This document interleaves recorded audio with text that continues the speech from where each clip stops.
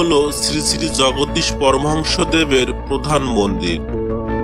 তিনি প্রধানত কৃষ্ণ প্রেমের প্রেমিক ছিলেন, তবে মতুয়াদের সাথে জগদীশ গোসাই গভীরভাবে সম্পর্কিত। শ্রীধাম ওরাকান্দিতে মতুয়াদের জন্য যে কামনা সাগর রয়েছে, যেখানে প্রতিনিয়ত পুণ্য স্নানে লক্ষ লক্ষ ভক্তবৃন্দ ইহকাল ও পরকালের প্রেমধন লাভ করেন, এই জগদীশ গোসাই শ্রী শ্রী গুরুচাঁদ ঠাকুরের নির্দেশে ওরাকান্দিতে কামনা সাগর খনন করেছিলেন। প্রেমিক রত্ন অশ্বিনী গোসাই তার শ্রী শ্রী হরিসঙ্গীতে লিখেছেন, জগদীশ গুণনিধি কাটিল কামনা নদী। জগদীশ গোসাইয়ের মন্দিরে রাধা কৃষ্ণের যুগল মূর্তি রয়েছে, পাশাপাশি পূর্ণব্রহ্ম শ্রী শ্রী হরিচাঁদ ঠাকুর এবং মহামানব শ্রী গণেশ পাগলের আলোকচিত্র রয়েছে। ফটিক গোসাইয়ের এই মন্দিরে পূজার্চনা করার জন্য রয়েছে নির্দিষ্ট পূজারী।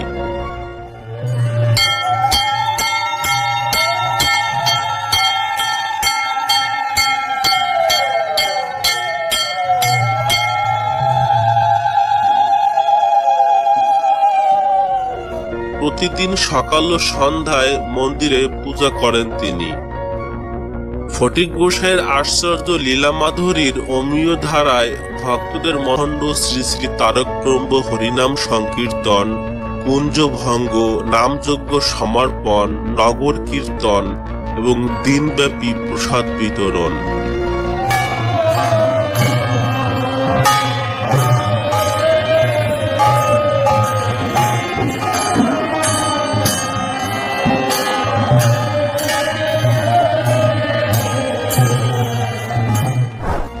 জগদীশ গোসাইয়ের আশ্রমে রয়েছে প্রসিদ্ধ বুড়ি মায়ের গাছতলা, যা আগত ভক্তদের কাছে পরম পূজনীয় এবং শ্রদ্ধার জায়গা।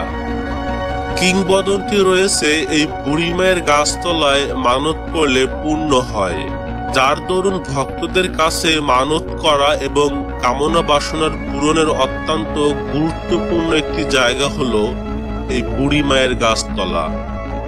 বুড়ি মায়ের গাছতলার বিভিন্ন অলৌকিক লীলা এখনো মানুষের মুখে মুখে শোনা যায়।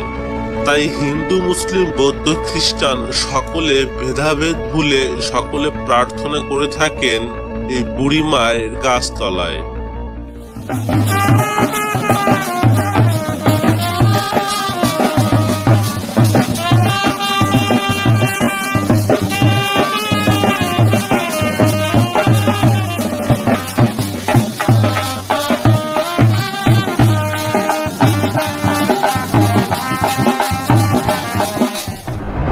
জগদীশ গোসাই দেহ রাখার পর তার সুযোগ্য উত্তরসূরিগণ পরম যত্নে ভক্ত হৃদয়ে স্থান করে নিয়েছেন, প্রচার করে চলেছেন ব্রজপ্রেমের নিগুড় মাহাত্ম্য।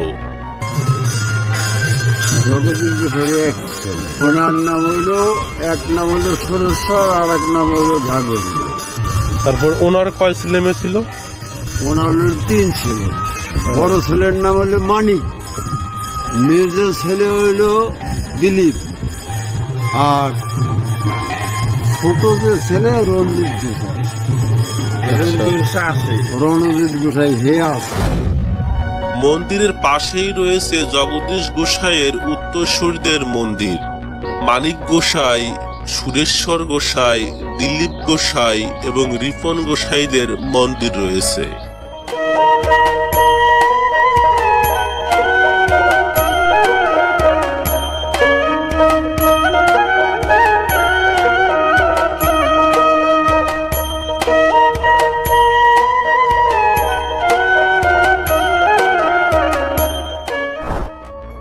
এসব মন্দিরের পাশেই চোখে পড়বে গোসাইদের সমাধিগুলো, যেখানে প্রতিনিয়ত পূজার্চনা করা হয় এবং ভক্তরা তাদের মনের আকাঙ্ক্ষা এখানে প্রকাশ করে থাকেন।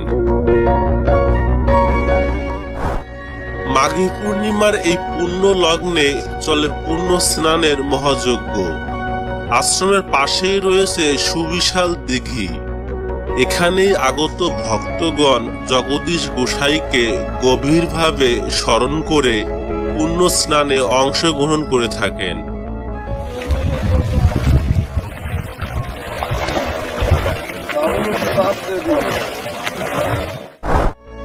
তাছাড়া রয়েছে দূর দূরান্ত থেকে আগত ভক্তদের থাকার জন্য ভক্ত নিবাস, রয়েছে আধুনিক সব সুব্যবস্থা।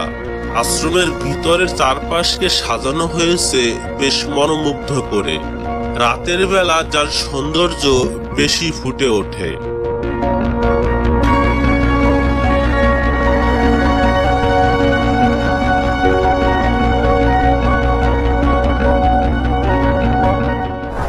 অনুষ্ঠানকে সামনে রেখে সপ্তাহব্যাপী বসেছে মেলা। নিত্য প্রয়োজনীয় সকল কিছুই পাওয়া যায় এই মেলায়। আশ্রমের প্রধান গেটের সামনের দুই পাশ জুড়ে বসেছে এই মেলা।